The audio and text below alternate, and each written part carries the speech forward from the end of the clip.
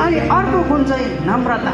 नम्रता भनेको चाहिँ कोमलता, आदरभाव, शिष्ट व्यवहार, अरूको सम्मान गर्ने, अहङ्कार रहित व्यवहार गर्नु, त्यो चाहिँ नम्रता। प्रिय हो, संसारमा सबैभन्दा पावरफुल, सबैभन्दा शक्तिशाली चिज यदि केही छ भने त्यो चाहिँ नम्रता हो। आज मानिसहरूले संसारलाई शक्तिले, बलले, बुद्धिले, ज्ञानले राज्य गर्न खोजिराखेको छ, तर सक्दैन प्रिय हो। हिटलरलाई हेर्नुहोस्, हिटलरले पनि संसार आफ्नो हातमा ल्याउने कोसिस गरेको हो नि त, उसले सक्यो, उसको पतन भयो। एलेक्जेन्डर द ग्रेट, ऊ शक्तिशाली, उसले पनि पुरा संसारै आफ्नो बनाउँछु भनेर हिँडेको थियो नि त। उसले कति युद्धहरू जितेको, सानै उमेरदेखि नै ऊ यति साह्रो पावरफुल, तर उसको पनि पतन भएको छ। त्यस्तो शक्तिशाली, त्यस्तो व्यक्तिहरू यदि संसारलाई राज्य गर्ने हो भनेदेखि तपाईँ ममा नम्रता हुनुपर्छ। जो व्यक्ति नम्र छ नि त्यसले नै अरूको हृदयलाई राज्य गर्न सक्छ, संसारलाई राज्य गर्न सक्छ। यो चाहिँ एकदमै पावरफुल टुल भन्नुहुन्छ कि के भन्नुहुन्छ? संसारमा नम्रता जतिको पावरफुल चाहिँ अरू केही पनि छैन। येशू ख्रीष्ट संसारमा सबैभन्दा नम्र व्यक्ति हुनुभयो अनि उहाँले संसारभरि अहिले राज्य गर्दै हुनुहुन्छ। आमेन। संसारभरि उहाँले राज्य गर्दै हुनुहुन्छ, सबैको हृदयमा उहाँ हुनुहुन्छ। आमेन।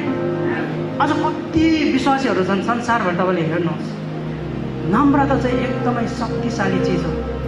हाम्रो ज्ञानभन्दा पनि, हाम्रो बुद्धिभन्दा पनि, धनभन्दा पनि, हाम्रो शक्तिभन्दा पनि शक्तिशाली चिज चाहिँ नम्रता हो। जो व्यक्ति नम्र हुन्छ उसले संसारलाई जित्न सक्छ। त्यसै कारणले गर्दा मत्ती 5:5ले भनेको छ, धन्य नम्रहरू, किनभने तिनीहरूले पृथ्वीको अधिकार पाउनेछन्।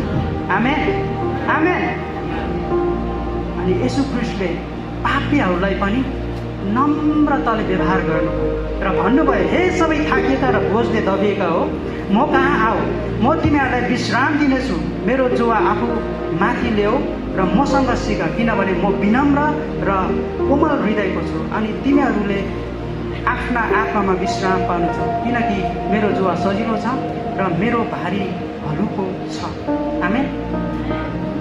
येशू ख्रीष्ट पापीहरूसँग हिँड्नुभयो, पापीहरूसँग बस्नुभयो, पापीहरूसँग खानुभयो। अनि धर्मी बनाउँदा फरिसी सादुसीहरूले उहाँको गिल्ला गरेको थियो, यस्तो नि परमेश्वरको पुत्र हुन्छ, यस्तो नि प्रभु हुन्छ, पापीहरूसँग सङ्गत गर्ने, पापीहरूसँग हिँड्ने, उहाँको गिल्ला गरेको थियो नि त। तर यो चाहिँ विनम्रता हो क्या। उहाँ नम्र हुनुभएको, उहाँले पापीहरूसँग सङ्गत गर्नुभयो, पापीहरूसँग हिँड्नुभयो, पापीहरूसँग खानुभयो। त्यो कारणले गर्दा उहाँले पापीहरूको हृदयलाई जित्नुभयो, पापीहरूको हृदयमा उहाँ राज्य गर्नुभयो। आमेन। त्यस्तै प्रिय हो, तपाईँ र मैले पनि, हामीसँग कमजोर व्यक्तिहरू छ, त्यो व्यक्तिहरूलाई हामीले न्याय गर्ने होइन, त्यो व्यक्तिहरूसँग हामी हिँड्ने, खाने, उसलाई हौसला दिने, उत्साह दिने।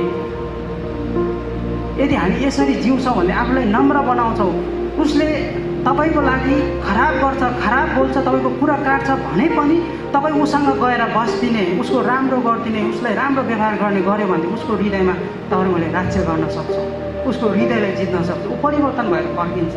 आमेन। त्यो किसिमको जीवन चाहिँ हामीमा हुनुपर्छ, नम्रताको जीवन। येशू प्रभु दीनता र नम्रताको उदाहरण। स्वार्थ वा अहङ्कारमा केही नगर, तर नम्रतामा एउटाले अर्कोलाई आफूभन्दा श्रेष्ठ ठान। तिमीहरू हरेकले आफ्नै हित मात्र नखोज, तर अरूका हितलाई पनि हेर। तिमीहरूमा यस्तो मन होस् जो ख्रीष्ट येशूमा पनि थियो, परमेश्वरको स्वरूपमा भएर पनि उहाँले परमेश्वरको बराबरी हुने कुरालाई एउटा पक्रिराख्ने वस्तु जस्तो ठान्नु भएन, तर आफैले रित्याइकन कमारको रूप धारणा गरेर तथा मनुष्य भएर जन्मनु भयो।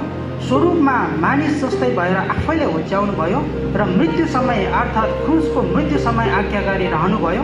त्यसै कारण परमेश्वरले उहाँलाई अति उच्च पार्नुभयो र पृथ्वी मुनि भएको हरेक प्राणीले यसुको नाममा कुरा टेक्नै पर्छ र हरेक जिब्रोले परमेश्वर पिताका महिमाको निम्ति येशू ख्रीष्टलाई प्रभु भनी स्वीकार गर्नुपर्छ। आमेन। येशू ख्रीष्ट चाहिँ दीनता र नम्रताको उदाहरण। उहाँले आफूलाई यति साह्रो दीन बनाउनु भयो, आफूले यति साह्रो नम्र बनाउनु भयो, जो कोही त्यो स्थानमा पुग्न सक्दैन। त्यसै कारणले गर्दा परमेश्वरले उहाँलाई सबैभन्दा माथि उठाउनु भयो। आमेन। र हरेक प्राणीले के गर्नुपर्छ?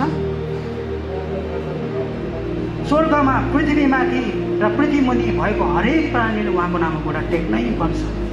आमेन। त्यो चाहिँ दीनता र नम्रताको शक्ति